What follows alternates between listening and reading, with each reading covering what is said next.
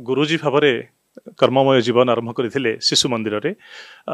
वर्तमान समय आम सर्भे करके जहाँ शिक्षा व्यवस्थार विकल चित्र देखुचु मो सरकार 5T ना रे स्कूल रे कलर दिया ही जाइए सत किंतु शिक्षार गुणात्मक मान उन्नति हैनी आम देखुचु 15 रु 18 वर्ष बयस पिला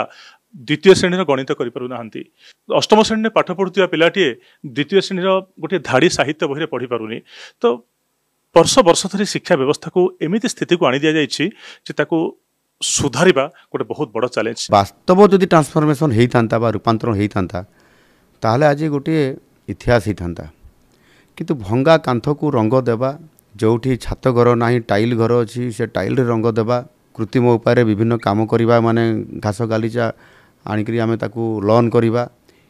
ये जो काम करागला वास्तव की आज विकास हो पारा ना 5T ना रे जेते जेभली भाव में ये लुट होती ये तो आगामी दिन में आम सरकार छाड़ब ना किंतु एथिरे आश्चर्य हेबे मो केन्दुझर जिले में पाखापाखि 450 खंड स्कूल रूपांतरण होती एवं सेथिरे आपन गोटे गोटे स्कूल को आपंकर 2.5 कोटी टका खर्च कराई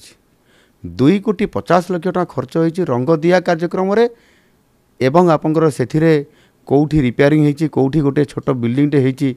सेतिकी पैसा शेष हो गला केमती है यानी ताऊपर इनक्वारी निश्चित भाव में हो